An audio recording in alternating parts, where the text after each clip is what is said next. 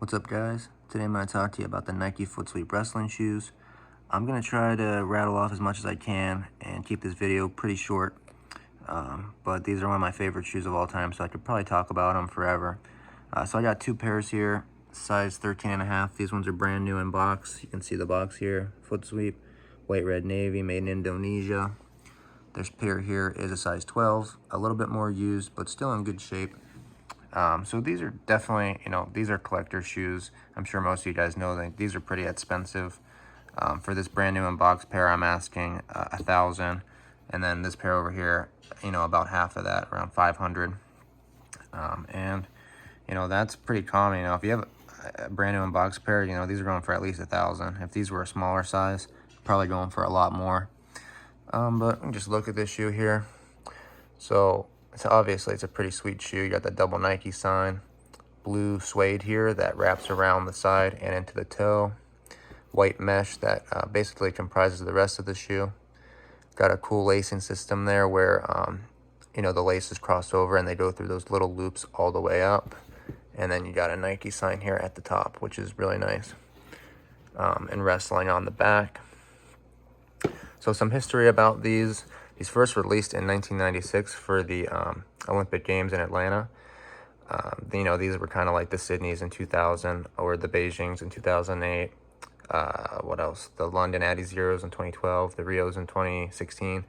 These are just the shoes that came out for that Olympics, which is obviously why they came in red, white, and blue. But they did come out in another colorway as well, which was blue and black. But I would say this is probably the more sought after colorway. People like the red, white, and blue more, but they're both really cool, and I'm sure nobody's going to turn down the blue and black pair if you're giving it to them. But what else? These produced, like I said, 96, but they were produced through 2000. So if you have a pair and you look at the tag, you might see anywhere from 96 up to 2000. And I've even seen some pairs that don't have a date on it. So I don't really know why some of them don't have a date and some of them do, but it was in that range there.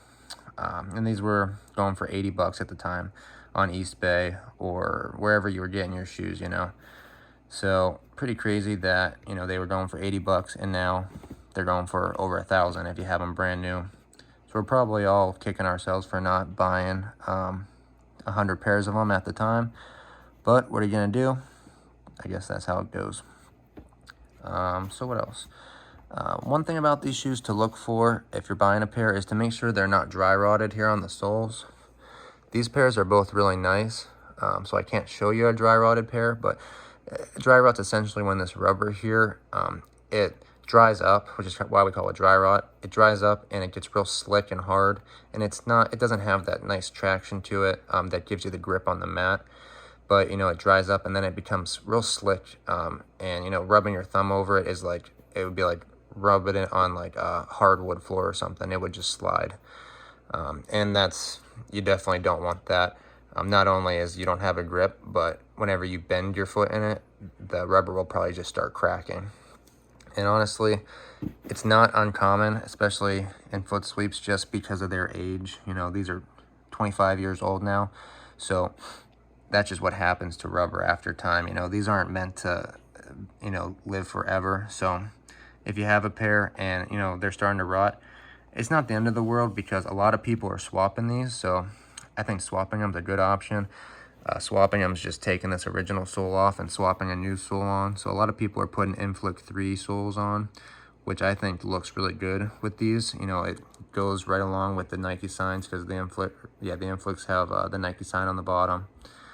So overall, I think swapping it's a good idea, especially if you have a pair that you can't wrestle in. You might as well swap them because you get to keep the really awesome uppers, the mean looking uppers, and then you have soles that have really good grip and are probably going to last you a long time.